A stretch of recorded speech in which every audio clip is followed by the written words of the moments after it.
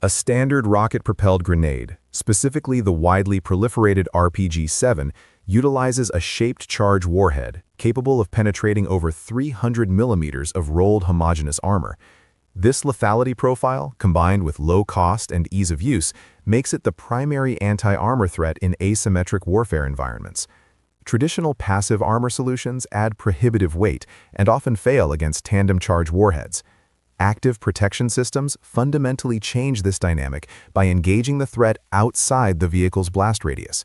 Trophy, developed by Rafael Advanced Defense Systems, is the only fully operational, combat-proven hard-kill active protection system globally, achieving its first operational intercept in 2011. This system is designed to create a protective bubble, neutralizing incoming projectiles before impact, thereby ensuring crew survivability and mission continuity. Trophy operates using a layered detection and interception architecture. The primary sensor suite consists of 4 fixed-panel ELTA Systems multi-mission radar arrays, providing 360-degree coverage. These arrays function as a fire control radar, continuously scanning the immediate environment for incoming threats. Once a projectile is detected, the system classifies its trajectory. This data is fed into the Central Mission Control Unit, which determines the optimal timing and angle for countermeasure deployment. The system is designed to ignore non-threatening objects like birds or debris, minimizing false positives and ensuring high operational reliability. The ELTA MESA radar utilizes a sophisticated pulse Doppler technique to track high-velocity projectiles. Crucially, the system must differentiate between threats, such as rocket-propelled grenades or anti-tank guided missiles, and friendly fire or environmental clutter. The radar calculates the projectile's velocity vector and compares it against a pre-programmed threat library. If the trajectory indicates a collision course with the protected vehicle, the Mission Control Unit initiates the engagement sequence. The system maintains a high refresh rate, allowing for continuous updates on the threat's position, which is vital for calculating the precise moment of interception, often occurring just 10 to 30 meters from the vehicle hull. The hard kill mechanism relies on the deployment of a specialized countermeasure projectile from the vehicle-mounted launchers. Upon receiving the fire command, the launcher rotates instantaneously to the calculated intercept angle. The countermeasure is a small, high-velocity projectile designed not to destroy the incoming threat kinetically, but to disrupt its warhead functionality. The entire sequence, from initial detection to countermeasure deployment, typically takes less than 300 milliseconds.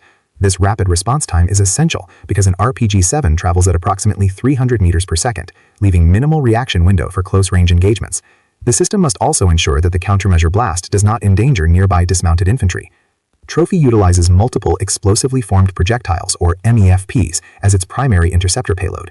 When the countermeasure projectile detonates near the incoming rocket-propelled grenade, it generates a focused blast of high-velocity fragments. These fragments are engineered to impact the RPG's sensitive fuse or the copper liner of its shaped charge. The goal is not a catastrophic explosion, which could cause collateral damage, but rather the premature detonation, or more commonly, the disruption of the shaped charge jet formation.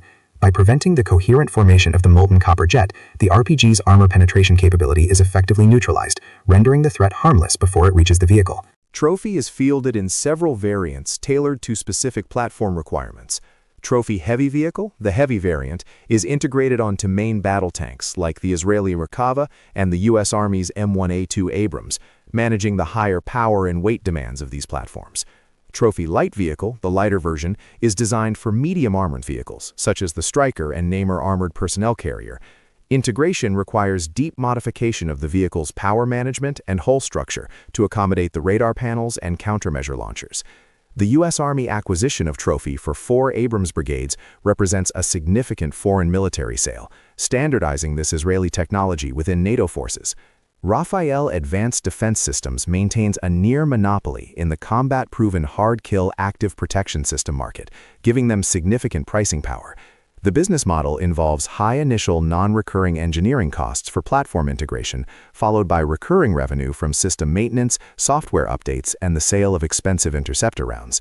The U.S. Army contract, valued initially at over $200 million, established Trophy as a program of record, guaranteeing long-term sustainment revenue. Competitors like Rheinmetall's Active Defense System and CAS's Afghanite face high barriers to entry due to Trophy's extensive combat validation and established supply chain.